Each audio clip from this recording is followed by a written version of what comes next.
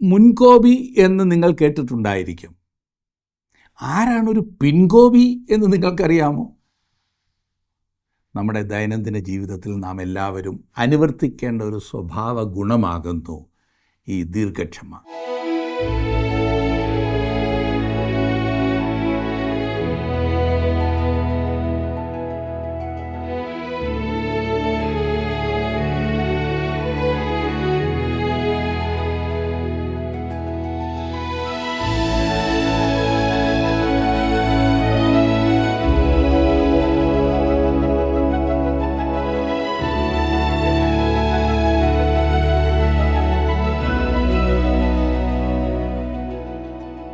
ജീവസന്ദേശത്തിൻ്റെ ഈ പ്രോഗ്രാമിലേക്ക് സ്വാഗതം.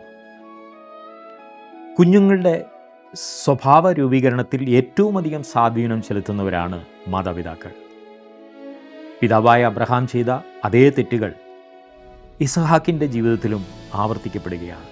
എങ്കിലും നമ്മുടെ പ്രകൃതി അറിയുന്ന നാം പൊടിയെന്നോർക്കുന്ന ദൈവം ഇസഹാക്കിനെയും സഹായിക്കുന്നുണ്ട്. മാതാപിതാക്കളും മക്കളും ഒരുപോലെ ശ്രദ്ധിക്കേണ്ട ചില പാഠങ്ങളിലൂടെയാണ് ഇന്ന് നാം കടന്നു പോകുന്നത്. ഉൽപ്പത്തി പുസ്തകത്തിൻ്റെ 26-ാം അധ്യായം.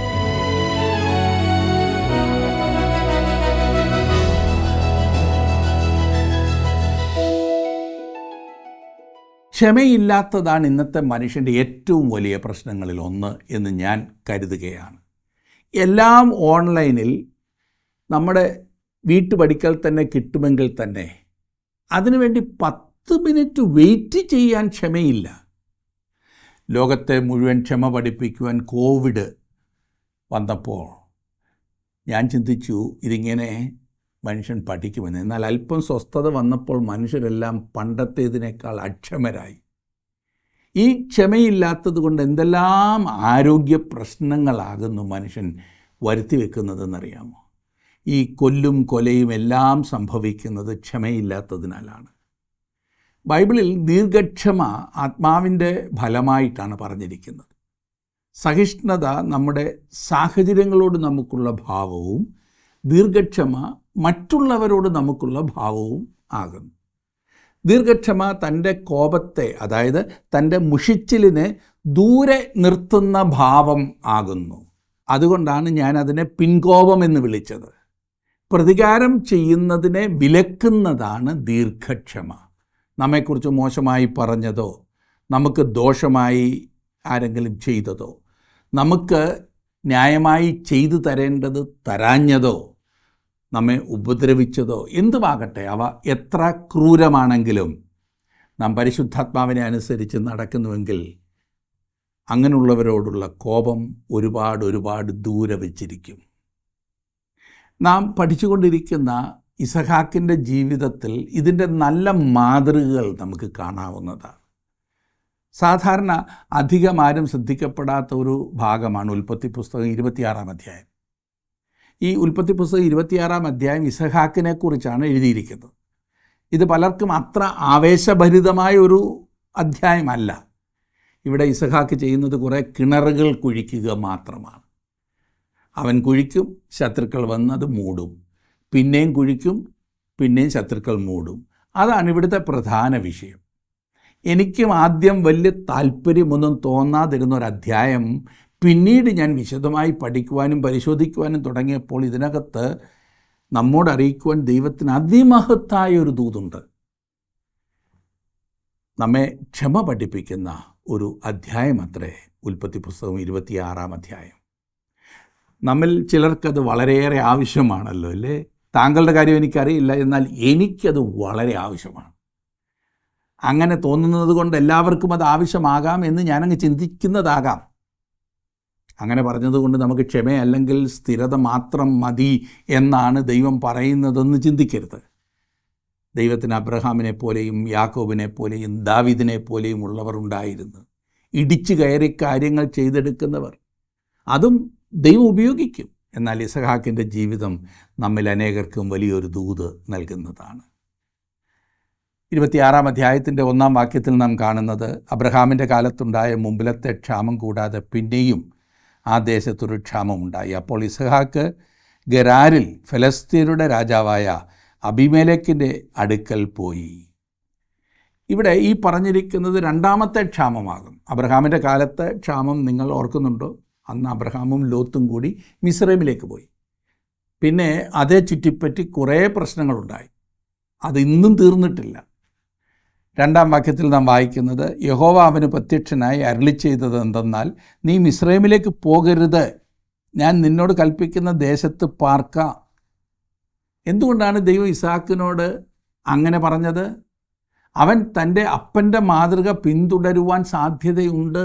ആ മാതൃക അവിടെ തന്നെ കിടപ്പുണ്ടല്ലോ. അന്ന് അബ്രഹാം മിസ്രൈമിലേക്ക് ഓടിപ്പോയത് ഓർക്കുന്നില്ലേ? ഇത് വെളിപ്പെടുത്തുന്ന ഒരു സത്യം എന്തെന്നാൽ, അവനെപ്പോലെ മകനും പാപം പിതാക്കന്മാരിൽ നിന്ന് മക്കളിലേക്ക് വരുന്നു എന്നുള്ള സത്യമാണ്. തലമുറകളുടെ വിടവിനെക്കുറിച്ചൊക്കെ മനുഷ്യർ വാതോരാതെ പ്രസംഗിക്കും, ജനറേഷൻ ഗ്യാപ്പ്. എന്നാൽ ഈ പാപത്തിൻ്റെ കാര്യം പറഞ്ഞാൽ അതിൽ ഈ തലമുറകളുടെ വിടവൊന്നുമില്ല. ഒരു തലമുറയിൽ നിന്ന് അടുത്ത തലമുറയിലേക്ക് അത് ഒഴുകുന്നു, അത്രമാത്രം. സാധാരണ അപ്പൻ ചെയ്ത അതേ തെറ്റുകൾ മക്കളും ആവർത്തിക്കാറുണ്ട്. അല്ലെങ്കിൽ അതിനിടയിൽ എന്തെങ്കിലും സംഭവിക്കണം. ഞാൻ അടച്ച് സംസാരിക്കുകയല്ല, നിങ്ങൾക്കൊക്കെ അറിയാവുന്ന ഒരു വസ്തുത മാത്രം. അതുകൊണ്ട് ദൈവം ഈ ക്ഷാമത്തിൻ്റെ സമയത്ത് ഇസ്ഹാക്കിന് വ്യക്തമായിട്ടുള്ള നിർദ്ദേശങ്ങൾ നൽകുന്നു. എന്നിട്ട് താൻ അബ്രഹാമിനോട് ചെയ്ത ഉടമ്പടി ദൈവം ഇസ്ഹാക്കിനോട് സ്ഥിരീകരിക്കുന്നു. 26-ാം അധ്യായത്തിൻ്റെ 3 മുതലുള്ള വാക്യങ്ങളിൽ നാം അത് കാണുന്നുണ്ട്. 3 മുതൽ 5 വരെ ഞാനൊന്ന് വായിക്കാം. ഈ ദേശത്ത് താമസിക്കാൻ ഞാൻ നിന്നോട് കൂടെ ഇരുന്ന് നിന്നെ അനുഗ്രഹിക്കും. നിനക്കും നിൻ്റെ സന്തതിക്കും ഈ ദേശമൊക്കെയും തരും. നിൻ്റെ പിതാവായ അബ്രഹാമിനോട് ഞാൻ ചെയ്ത സത്യം നിവർത്തിക്കും. അബ്രഹാം എൻ്റെ വാക്ക് കേട്ട് എൻ്റെ നിയോഗവും കൽപ്പനകളും ചട്ടങ്ങളും പ്രമാണങ്ങളും ആചരിച്ചതുകൊണ്ട് ഞാൻ നിൻ്റെ സന്തതിയെ ആകാശത്തിലെ നക്ഷത്രങ്ങളെപ്പോലെ വർദ്ധിപ്പിച്ച് നിൻ്റെ സന്തതിക്ക് ഈ ദേശമൊക്കെയും കൊടുക്കും. നിൻ്റെ സന്തതി മുഖാന്തരം ഭൂമിയിലെ സകല ജാതികളും അനുഗ്രഹിക്കപ്പെടും. അങ്ങനെ ഇസ്ഹാക്ക് ഗരാരിൽ പാർത്തു. ദൈവം ഇസ്ഹാക്കിനോട് പറഞ്ഞത്, ഈ ദേശം വിടരുത്, മിസ്രൈമിലേക്ക് പോകരുത്, ഞാൻ അബ്രഹാമിനോട് ചെയ്ത നിയമം നിന്നോട് സ്ഥിരീകരിക്കുവാൻ പോവുകയാണ്. എന്നിട്ട് അവൻ പറഞ്ഞു, അന്ന് പറഞ്ഞ ആ ത്രിവിധ വാഗ്ദത്തങ്ങളുണ്ടല്ലോ, അത് ഞാൻ ആവർത്തിക്കുന്നു. 1, ദേശം, ഞാൻ നിനക്കും നിൻ്റെ സന്തതിക്കും ദേശമൊക്കെയും തരും. 2, രാജ്യം അല്ലെങ്കിൽ ജാതി, ഞാൻ നിൻ്റെ സന്തതിയെ ആകാശത്തിലെ നക്ഷത്രങ്ങളെപ്പോലെ വർദ്ധിപ്പിക്കും. 3, അനുഗ്രഹം, നിൻ്റെ സന്തതി മുഖാന്തരം ഭൂമിയിലെ സകല ജാതികളും അനുഗ്രഹിക്കപ്പെടും. ഈ പറയുന്ന സമയത്തും ദൈവം മോശയിക ന്യായപ്രമാണം നൽകിയിരുന്നില്ല എന്ന കാര്യം ഓർക്കണം. മോശയുടെ ആ സംവിധാനത്തിൻ്റെ കീഴിലല്ലായിരുന്നു അബ്രഹാം. എന്നാലും ഇവിടുത്തെ പ്രധാനപ്പെട്ട കാര്യം എന്തെന്നാൽ, ദൈവം അബ്രഹാമിനോട് എന്തൊക്കെയോ പറഞ്ഞപ്പോൾ അവൻ ദൈവത്തിൽ വിശ്വസിക്കുകയും ഈ പറഞ്ഞതിനെ അനുസരിക്കുകയും ചെയ്തു എന്നതാണ്. തൻ്റെ വിശ്വാസം പ്രവൃത്തിയിലൂടെ അവൻ തെളിയിച്ചു. തങ്ങളുടെ ക്രിസ്തീയ ജീവിതത്തിൽ യാതൊരു യാഥാർത്ഥ്യവും ഉള്ളതായി അനുഭവപ്പെടുന്നില്ല എന്ന് പരാതിപ്പെടുന്ന അനേകരെ ഞാൻ കണ്ടിട്ടുണ്ട്. ദൈവത്തിന് വേണ്ടി ഒരു തീരുമാനമെടുക്കുന്നതിന് മുൻപും അതിനുശേഷവും തമ്മിലൊരു വ്യത്യാസമൊന്നും തോന്നുന്നില്ല, ഒരു ഉറപ്പുമില്ല.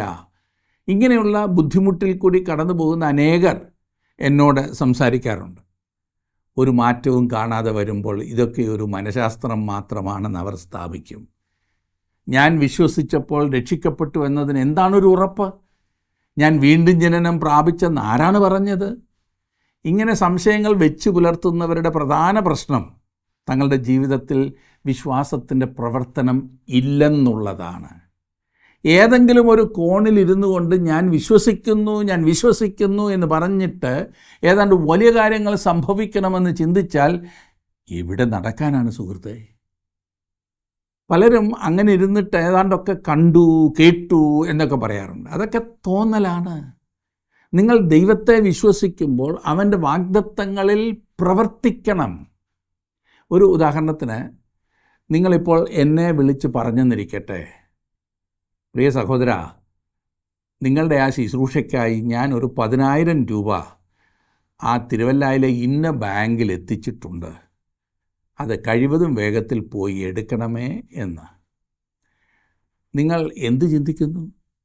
ഞാൻ ഇന്നത്തെ ദിവസം മുഴുവനും ഇവിടെ ഇരുന്ന് സമയം കളയുമെന്നോ? 10 രൂപ ഉണ്ടെങ്കിൽ പോയി അന്നേരം എടുക്കും. പിന്നെയല്ലേ 10,000. നിങ്ങൾ ഫോൺ താഴെ വെക്കുമ്പോഴേക്ക് ഞാൻ ഇവിടെ പടിയിറങ്ങിക്കഴിയും. നിങ്ങൾ എന്ത് പ്രാവർത്തികമാക്കുന്നുവോ അതാണ് വിശ്വാസം. വിശ്വാസം എന്നാൽ നിങ്ങൾ ചെയ്യുവാൻ ഇറങ്ങിത്തിരിക്കുന്നത് എന്തോ അതാണ്. അബ്രഹാം ദൈവത്തിൽ വിശ്വസിച്ചു, അവനത് നീതിയായി കണക്കിട്ടു. ദൈവം ഇപ്പോൾ ഇസ്ഹാക്കിനോട് പറയുകയാണ്, അവനും അബ്രഹാമിനെ പോലെയുള്ളൊരു വ്യക്തി ആയിരിക്കുവാൻ ദൈവം ആഗ്രഹിക്കുന്നു എന്ന്. 26 അധ്യായത്തിൻ്റെ 6 വാക്യത്തിൽ നാം കാണുന്നത്, അങ്ങനെ ഇസഹാക്ക് ഗരാരിൽ പാർത്തു. ആ സ്ഥലത്തെ ജനം അവൻ്റെ ഭാര്യയെക്കുറിച്ച് അവനോട് ചോദിച്ചു. അവൾ എൻ്റെ സഹോദരി എന്ന് അവൻ പറഞ്ഞു. റിബേക്ക സൗന്ദര്യമുള്ളവളാകൊണ്ട് ആ സ്ഥലത്തെ ജനം അവളുടെ നിമിത്തം തന്നെ കൊല്ലാതിരിക്കേണ്ടതിന് അവൾ എൻ്റെ ഭാര്യ എന്ന് പറവാൻ അവൻ ശങ്കിച്ചു. ഗരാർ തെക്കാണ്. അബ്രഹാമും ഇസ്ഹാക്കും ആ ദേശത്തിൻ്റെ തെക്കേ ഭാഗത്താണ് പാർത്തിരുന്നത്. വാസ്തവത്തിൽ അബ്രഹാം ആ ദേശത്ത് വടക്ക് ശേഖേമിലാണ് ആദ്യം വന്നത്. എന്നാൽ അവൻ തെക്ക് ഭാഗത്ത്, അതായത് ഹെബ്രോനിൽ പാർക്കുന്നതായിട്ടാണ് പിന്നീട് നാം കാണുന്നത്. ഹെബ്രോൻ കൂട്ടായ്മയുടെ സ്ഥലമാണ്. ഇനിയും അവിടെ സംഭവിച്ച ഒരു കാര്യത്തെക്കുറിച്ചാണ് 7 വാക്യത്തിൽ നാം വായിച്ചത്. തൻ്റെ പിതാവ് ചെയ്ത അതേ തെറ്റ് ഇസഹാക്ക് ആവർത്തിക്കുന്നു. മിസ്രൈമിലേക്ക് പോകരുതെന്ന് ദൈവം അവന് മുന്നറിയിപ്പ് നൽകിയതനുസരിച്ച് അവൻ അവിടെ പോയില്ല. എന്നാൽ അവൻ അതിന് പകരം ഗരാരിലേക്ക് പോയി. അവിടെ റിബേക്ക തൻ്റെ സഹോദരിയാണെന്ന് ഇസഹാക്ക് കള്ളം പറയുന്നു.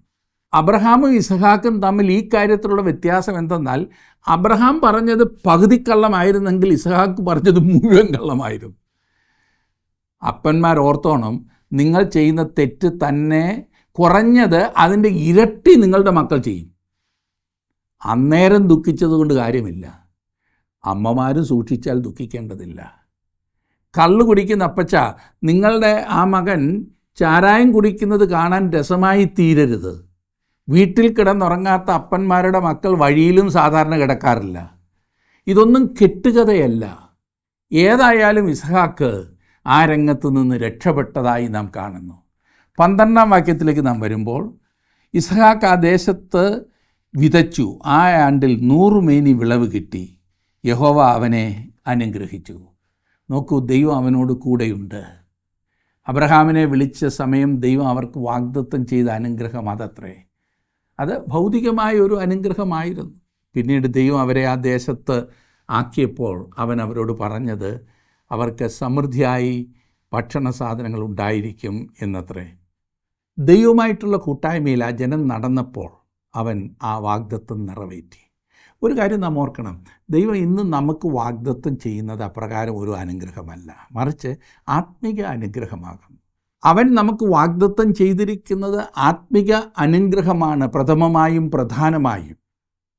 അതോടുകൂടെ ഭൗമിക അനുഗ്രഹങ്ങൾ ഉണ്ടാകുമെന്നത് ഒരു വസ്തുത മാത്രമാണ്. പൗലോസ് പറഞ്ഞിരിക്കുന്നത് സ്വർഗത്തിലെ സകല ആത്മിക അനുഗ്രഹങ്ങളാലും നമ്മെ അനുഗ്രഹിച്ചിരിക്കുന്നു എന്നത്രേ. എഫേസ്യ ലേഖനത്തിൽ നാം അത് വായിക്കുന്നു. നമ്മോട് പറഞ്ഞിരിക്കുന്നത് അതത്രേ. ഇന്ന് നമ്മുടെ അവകാശം അതാകുന്നു. എന്നാൽ ആ അനുഗ്രഹം പ്രാപിക്കുവാനുള്ള നിബന്ധനകളും ഇവിടെ പറഞ്ഞിരിക്കുന്നവ തന്നെയാണ്. നാം ദൈവത്തോടു കൂടെ എങ്ങനെ നടക്കുന്നു എന്നതനുസരിച്ചാണ് ഈ അനുഗ്രഹം നമുക്ക് ലഭിക്കുന്നത്. ദൈവം നമ്മെ അനുഗ്രഹിച്ചിരിക്കുകയാണ്. കർത്താവായ യേശുക്രിസ്തുവിൽ നാം വിശ്വസിച്ചപ്പോൾ ദൈവം സ്വർഗത്തിലെ സകല ആത്മീയ അനുഗ്രഹങ്ങളാലും നമ്മെ അനുഗ്രഹിച്ചിരിക്കുകയാണ്. എന്തുകൊണ്ട് ഞാനത് പ്രാപിക്കേണ്ടതുണ്ട്? അനുസരണക്കേടിൽ ഞാൻ ജീവിച്ചാൽ, ദൈവഹിതത്തിന് വെളിയിൽ ഞാൻ ജീവിച്ചാൽ, ദൈവം അനുഗ്രഹം തന്നിട്ടുണ്ടെങ്കിലും ഞാനത് അവകാശമാക്കുന്നില്ല. എന്നെ നിങ്ങളുടെ വീട്ടിലേക്ക് ക്ഷണിച്ച് മനോഹരമായൊരു അത്താഴ വിരുന്ന് എനിക്ക് നിങ്ങൾ തന്നു എന്നിരിക്കട്ടെ. ഞാൻ മേശയുടെ അടുത്ത് വന്നിരുന്നു. എല്ലാമുണ്ട്, രുചികരമായി എല്ലാം എൻ്റെ മുൻപിൽ വെച്ചിട്ടുണ്ട്. ഞാനത് കൈകൊണ്ടെടുത്ത് കഴിക്കാത്തിടത്തോളം കാലം ഈ അനുഗ്രഹം അവിടെ ഇരിക്കുകയല്ലാതെ ഞാൻ ആസ്വദിക്കുന്നില്ല. പ്രിയ സുഹൃത്തെ, നിങ്ങൾ ദൈവത്തെ അനുവദിക്കുമെങ്കിൽ നിങ്ങളുടെ ആത്മിക ജീവിതത്തെ സമൃദ്ധിയായി അനുഗ്രഹിക്കുവാൻ അവൻ ആഗ്രഹിക്കുന്നു. ഇസഹാക്കിനെ സമൃദ്ധിയായി അനുഗ്രഹിച്ചത് നാം കാണുന്നു. 13 വാക്യത്തിൽ നാം വായിക്കുന്നത്, അവൻ വർദ്ധിച്ച് വർദ്ധിച്ച് മഹാധനവാനായി തീർന്നു. ആരാ ഇസഹാക്ക് വളരെയധികം അനുഗ്രഹിക്കപ്പെട്ടു എന്നുള്ള വസ്തുത പറയുന്നത് അവൻ്റെ വയൽ 100 മേനി വിളഞ്ഞു എന്ന് നാം വായിക്കുന്നു. പലർക്കും ഒരു ധാരണയുണ്ട് അബ്രഹാം ശ്രേഷ്ഠനായിരുന്നു. ആദ്യം കുറേ തെറ്റിയെങ്കിലും യാക്കോബും ശ്രേഷ്ഠനായിരുന്നു. എന്നാൽ ഇസഹാക്കിനെക്കുറിച്ച് അങ്ങനെ പറയുവാൻ പലർക്കും പ്രയാസമാണ് പോലും. അധികമൊന്നും എഴുതിയിട്ടില്ലല്ലോ ഇസഹാക്കിനെക്കുറിച്ച്. എന്നാൽ ഞാൻ പറയട്ടെ, ഇസഹാക്കും ശ്രേഷ്ഠനായിരുന്നു. അബ്രഹാമിൻ്റെ ജീവിതവുമായി വളരെയേറെ സാമ്യമുള്ളവനായിരുന്നു ഇസഹാക്ക്. ഇസഹാക്കിൻ്റെ ജനനവും ജീവിതവും അബ്രഹാമിൻ്റെ അനുഭവങ്ങളുമായി ഇഴുകിച്ചേർന്നിരിക്കുകയാണ്. ഒരു യാഗപീഠത്തിന്മേൽ ഇസഹാക്കിനെ യാഗമായി അർപ്പിച്ചപ്പോൾ അവൻ വളരെ പ്രധാനപ്പെട്ടവനായിരുന്നെങ്കിലും നമുക്കവിടെ അബ്രഹാമിനെയും ഇസഹാക്കിനെയും ഒന്നിച്ചാണ് കാണുവാൻ സാധിക്കുന്നത്. എന്തുകൊണ്ട് അതങ്ങനെ അവതരിപ്പിച്ചിരിക്കുന്നു? അത് നാം പല പ്രാവശ്യം ചിന്തിച്ചതാണ്. അവർക്ക് സംഭവിച്ചത് നമുക്ക് മാതൃകയായിട്ടാണ്. കർത്താവായ യേശുക്രിസ്തുവും പിതാവായ ദൈവവും തമ്മിലുള്ള അടുത്ത സ്നേഹബന്ധത്തിൻ്റെ ഒരു ചിത്രമത്രേ നമുക്കിവിടെ ലഭിക്കുന്നത്. യേശു പറഞ്ഞു, എന്നെ കണ്ടവൻ പിതാവിനെ കണ്ടിരിക്കുന്നു എന്ന്. നമ്മുടെ കർത്താവിൻ്റെ മഹാപുരോഹിത പ്രാർത്ഥനയിൽ അവൻ ഇപ്രകാരം പ്രാർത്ഥിച്ചു. യോഹന്നാൻ എഴുതിയ സുവിശേഷം 17-ാം അധ്യായത്തിൽ, നീ എനിക്ക് ചെയ്യുവാൻ തന്ന പ്രവൃത്തി തികച്ചിരിക്കുന്നു എന്ന്. അവിടുന്ന് വീണ്ടും പറഞ്ഞ ഒരു കാര്യം, എൻ്റെ പിതാവ് പ്രവർത്തിക്കുന്നതിനാൽ ഞാനും പ്രവർത്തിക്കുന്നു എന്ന്. അതുകൊണ്ട് അബ്രഹാമിൻ്റെയും ഇസഹാക്കിൻ്റെയും അനുഭവങ്ങൾ ഒരുമിച്ച് ചിന്തിക്കുന്നത് യുക്തമാണ്, ന്യായമാണ്. 14-15 വാക്യങ്ങളിൽ നാം വായിക്കുന്നു, അവന് ആട്ടിൻകൂട്ടങ്ങളും മാട്ടിൻകൂട്ടങ്ങളും വളരെ ദാസീദാസന്മാരും ഉണ്ടായിരുന്നതുകൊണ്ട് ഫെലിസ്ത്യർക്ക് അവനോട് അസൂയ തോന്നി. എന്നാൽ അവൻ്റെ പിതാവായ അബ്രഹാമിൻ്റെ കാലത്ത് അവൻ്റെ പിതാവിൻ്റെ ദാസന്മാർ കുഴിച്ചിരുന്ന കിണറൊക്കെയും ഫെലിസ്ത്യർ മണ്ണിട്ട് നികത്തിക്കളഞ്ഞിരുന്നു. ഇസഹാക്കിൻ്റെ ഈ സമൃദ്ധിയെല്ലാം കാണുവാൻ ഫെലിസ്ത്യർക്ക് ബുദ്ധിമുട്ടായി. കാര്യം അസൂയ തന്നെ. അബ്രഹാം ആ ദേശത്ത് കിണറുകൾ കുഴിക്കുന്നുണ്ടായിരുന്നു. അപ്പോൾ അവൻ്റെ മകൻ ഇസ്ഹാക്ക് വന്നപ്പോൾ ഈ കിണറുകളൊക്കെ അവൻ അവകാശപ്പെട്ടതായി. എന്നാൽ ഒരു ദിവസം രാവിലെ അവൻ ഇറങ്ങിച്ചെന്നപ്പോൾ നോക്കണേ, കിണറുകളെല്ലാം മണ്ണിട്ട് നികത്തിക്കളഞ്ഞിരിക്കുന്നു. അസൂയ വരുത്തി വെക്കുന്ന വിന. അസൂയ മൂത്താൽ മറ്റുള്ളവർ വെള്ളം കുടിക്കുന്നത് പോലും കാണരുതെന്നാണല്ലോ. ഇത് ചെയ്തത് ഫെലിസ്ത്യരായിരുന്നു. ഒരു കാര്യം, ഫെലിസ്ത്യരുടെ ശത്രുത ആദ്യമായി രേഖപ്പെടുത്തിയിരിക്കുന്നത് ഇവിടെയാണെന്ന് ഓർക്കണം. ദാവീദിൻ്റെ കാലമായപ്പോഴേക്കും ഇത് തുടർച്ചയായുള്ള യുദ്ധത്തിൽ ചെന്നെത്തി. ഒരു തീരാവ്യാധി പോലെ ഇസ്രായേൽ ജനത്തെ പിന്തുടരുന്ന ഒരു ശത്രുവായി ഈ ഫെലിസ്ത്യർ. 16-17 വാക്യങ്ങളിൽ, അബിമേലെക്ക് ഇസ്ഹാക്കിനോട്, നീ ഞങ്ങളെക്കാൾ ഏറ്റവും ബലവാനാകൊണ്ട് ഞങ്ങളെ വിട്ടു പോക എന്ന് പറഞ്ഞു. അങ്ങനെ ഇസ്ഹാക്ക് അവിടെ നിന്ന് പുറപ്പെട്ട് ഗേരാർ താഴ്വരയിൽ കൂടാരമടിച്ചു, അവിടെ പാർത്തു. ഈ സമയത്ത് ഇസ്ഹാക്കിൻ്റെ പ്രാധാന്യം നോക്കിക്കേ. അബിമേലെക്ക് പറഞ്ഞ് ശ്രദ്ധിച്ചോ, ഇസ്ഹാക്കേ, നീ അല്പമല്ലാത്ത ബുദ്ധിമുട്ടുകൾ ഇവിടെ ഉണ്ടാക്കുന്നു, അതുകൊണ്ട് നീ ഈ സ്ഥലം വിടുകയായിരുന്നെങ്കിൽ നന്നായിരുന്നേനെ. അവൻ ഇസ്ഹാക്കിനോട് വളരെയധികം ബഹുമാനമുണ്ടായിരുന്നു. ഇനിയും ഇവിടെ ഇതാ ഇസ്ഹാക്കിൻ്റെ ജീവിതത്തിൻ്റെ വേറൊരു ഭാഗം. ഇത് കണ്ടാൽ തോന്നും അവൻ ശുദ്ധനാണെന്നും ബലഹീനനാണെന്നും ഒക്കെ. എന്നാൽ അങ്ങനെയല്ല. അവൻ്റെ പിതാവ് പാർത്തിരുന്ന ദേശത്തേക്ക് മടങ്ങി വരുന്നത് ശ്രദ്ധിച്ചാലും 18 മുതലുള്ള വാക്യങ്ങൾ, തൻ്റെ പിതാവായ അബ്രഹാമിൻ്റെ കാലത്ത് കുഴിച്ചതും അബ്രഹാം മരിച്ച ശേഷം ഫെലിസ്ത്യർ നികത്തിക്കളഞ്ഞതുമായ കിണറുകൾ ഇസഹാക്ക് പിന്നെയും കുഴിച്ചു. തൻ്റെ പിതാവ് അവയ്ക്കിട്ടിരുന്ന പേർ തന്നെ ഇട്ടു. ഇസഹാക്കിൻ്റെ ദാസന്മാർ ആ താഴ്വരയിൽ കുഴിച്ചു നീരുറവുള്ള ഒരു കിണർ കണ്ടു. അപ്പോൾ ഗേരാർ ദേശത്തിലെ ഇടയന്മാർ, ഈ വെള്ളം ഞങ്ങൾക്കുള്ളത് എന്ന് പറഞ്ഞ് ഇസഹാക്കിൻ്റെ ഇടയന്മാരോട് ശണ്ടയിട്ടു. അവർ തന്നോട് ശണ്ടയിടുന്നത് കൊണ്ട് അവൻ ആ കിണറ്റിന് ഏശക്ക് എന്ന് പേർ വിളിച്ചു. അവിടെ നടന്നിരുന്നതായ ഒരു പോരാട്ടം വെളിപ്പെടുത്തുന്ന ഒരു സംഭവമാണിത്. ദൈവവചനത്തിൻ്റെ ചിത്രമാണ് വെള്ളം. നാം അത് വളരെയധികം കുടിക്കണം. വെള്ളമാകുന്ന വചനം ആത്മീയ ദാഹശമനത്തിന് കുടിക്കുവാനും ശുദ്ധീകരണത്തിനും ആവശ്യമാണ്. യേശു പറഞ്ഞു, താൻ സംസാരിച്ച വചനത്താൽ നിങ്ങൾ ശുദ്ധീകരിക്കപ്പെട്ടിരിക്കുന്നു എന്ന്. ജീവിതത്തിൽ ഒഴിച്ചുകൂടാൻ പാടില്ലാത്ത ഒന്നാകുന്നു വെള്ളം. വെള്ളമില്ലാതെ നിങ്ങൾക്ക് ജീവൻ നിലനിർത്തുവാൻ സാധ്യമല്ല. വെള്ളമില്ലാത്തിടത്തൊരു ജീവിതം കാണില്ലല്ലോ. ഏതൊരു കൂട്ടത്തിലും ദൈവമക്കളെ വ്യത്യസ്തരായി നിർത്തുന്നതിൻ്റെ വിശദീകരണം വെള്ളം ഒന്നു മാത്രമാകും, ദൈവവചനമാകുന്ന വെള്ളം. ദൈവവചനം പഠിക്കുന്ന വിശ്വാസികളുടെ ജീവിതത്തിന് മറ്റുള്ളവരിൽ നിന്നും ഒരു വലിയ വ്യത്യാസമുണ്ട്. അവിടെ ഒരു പോരാട്ടമുണ്ട്, അത് മറക്കരുത്. ഞാനൊരു മുന്നറിയിപ്പ് നൽകുവാൻ ആഗ്രഹിക്കുന്നു. നിങ്ങൾ വാസ്തവമായി ദൈവവചനം പഠിക്കുവാൻ ആരംഭിക്കുന്നുവെങ്കിൽ നിങ്ങൾക്കതിന് വില കൊടുക്കേണ്ടതായി വരും. നിങ്ങൾ എന്ത് ചെയ്യുവാനും പിശാച് അനുവദിക്കും. എന്നാൽ ദൈവവചനം പഠിക്കുവാൻ ആരംഭിച്ചാൽ, പഠിപ്പിക്കുവാൻ ആരംഭിച്ചാൽ പിന്നെ അവന് കിടക്കപ്പുറതിയില്ല. അവനത് മുടക്കും. സുഹൃത്തേ, നിങ്ങളുടെ ജീവിതത്തിൽ ഇത് സത്യമായി അനുഭവിച്ചിട്ടുണ്ട് എന്നെനിക്കറിയാം. 21, 22 വാക്യങ്ങളിൽ നാം വായിക്കുന്നത്, അവർ മറ്റൊരു കിണർ കുഴിച്ചു, അതിനെക്കുറിച്ചും അവർ ശണ്ടയിട്ടതുകൊണ്ട് അവൻ അതിന് സിത്ന എന്ന് പേർ വിളിച്ചു. അവൻ അവിടെ നിന്ന് മാറിപ്പോയി മറ്റൊരു കിണർ കുഴിച്ചു, അതിനെക്കുറിച്ച് അവർ ശണ്ടയിട്ടില്ല. യഹോവ ഇപ്പോൾ നമുക്ക് ഇടമുണ്ടാക്കി നാം ദേശത്ത് വർദ്ധിക്കുമെന്ന് പറഞ്ഞ് അവൻ അതിന് രഹോബോത്ത് എന്ന് പേരിട്ടു. അപ്പോൾ അവൻ അതിന് രഹോബോത്ത് എന്ന് പേരിട്ടു. അതിൻ്റെ അർത്ഥം ഇപ്പോൾ നമുക്ക് ഇടമുണ്ട് എന്നാണ്.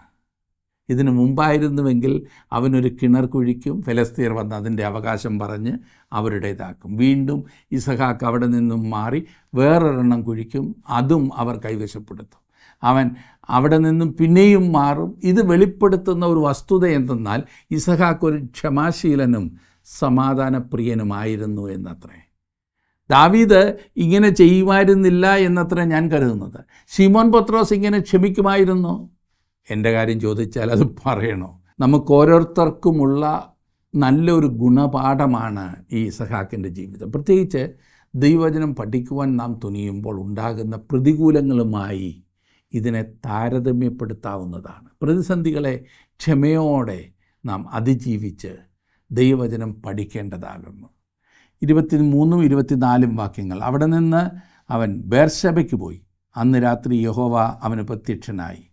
ഞാൻ നിൻ്റെ പിതാവായ അബ്രഹാമിൻ്റെ ദൈവമാകുന്നു, നീ ഭയപ്പെടേണ്ട, ഞാൻ നിന്നോട് കൂടെയുണ്ട്. എൻ്റെ ദാസനായ അബ്രഹാം നിമിത്തം ഞാൻ നിന്നെ അനുഗ്രഹിച്ച് നിൻ്റെ സന്തതിയെ വർദ്ധിപ്പിക്കും എന്ന് അരുളി ചെയ്തു. ഇസഹാക്കിനെ ആശ്വസിപ്പിക്കുവാനായി ദൈവം പ്രത്യക്ഷപ്പെടുന്നു. എത്ര അനുഗ്രഹിക്കപ്പെട്ടൊരവസ്ഥയിൽ തൻ്റെ പൈതൽ പ്രതിസന്ധിയിലാകുമ്പോൾ തേടി വരുന്നവനായ ദൈവം. എല്ലാവരും നിങ്ങളെ പഴിക്കുമ്പോൾ, നിന്ദിക്കുമ്പോൾ, നിങ്ങളെക്കുറിച്ച് അപവാദം പറഞ്ഞ് നിങ്ങളെ ബുദ്ധിമുട്ടിക്കുമ്പോൾ, അസൂയ മൂത്ത അയൽക്കാർ നിങ്ങളെ ദേശത്തു നിന്ന് തന്നെ ഓടിക്കുവാൻ ശ്രമിക്കുമ്പോൾ നിങ്ങളെ തേടി വരുന്ന ഒരു ദൈവം അവിടുന്ന് ആശ്വസിപ്പിക്കുന്നവനാണ്. അവൻ യോസഫ് ഒഴികെയുള്ള എല്ലാ പിതാക്കന്മാർക്കും പ്രത്യക്ഷനായി എന്ന് ബൈബിളിൽ രേഖപ്പെടുത്തിയിട്ടുണ്ട്. അവൻ അബ്രഹാമിനും ഇസഹാക്കിനും യാക്കോബിനും പ്രത്യക്ഷനായി.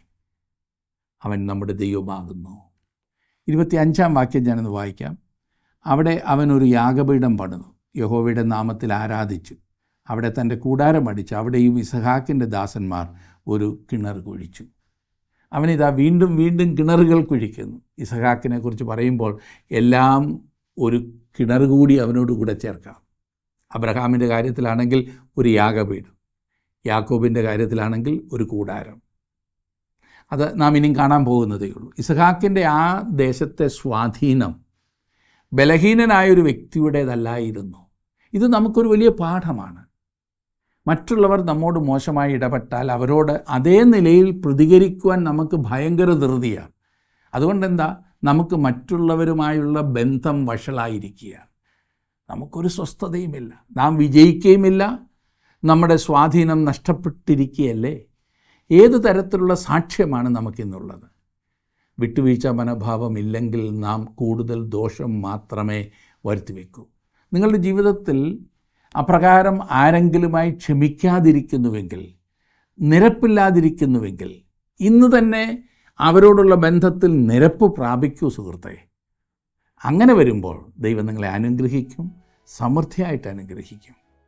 അപ്രകാരം ദൈവം നിങ്ങളെ കടാക്ഷിക്കട്ടെ എന്ന് ഞാനും പ്രാർത്ഥിക്കുന്നു. ദൈവം നിങ്ങളോടുകൂടി ഇരിക്കട്ടെ.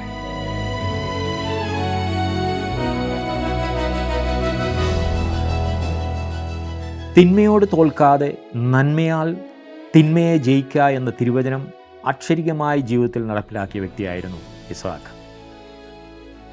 വെളിച്ചം ഇരുളിൽ പ്രകാശിക്കുന്നു, ഇരുളോ അതിനെ പിടിച്ചടക്കിയില്ല എന്ന് വിശുദ്ധ യോഹന്നാൻ തൻ്റെ സുവിശേഷത്തിൻ്റെ ആരംഭത്തിൽ രേഖപ്പെടുത്തിയിരിക്കുന്നത് വെളിച്ചത്തിൻ്റെ ശക്തി നമ്മെ ബോധ്യപ്പെടുത്തുവാനാണ്. കർത്താവിനെ അനുഗമിക്കുമ്പോഴാണ് ജീവൻ്റെ വെളിച്ചമുള്ളവരായി നമുക്ക് മാറുവാൻ സാധിക്കുക.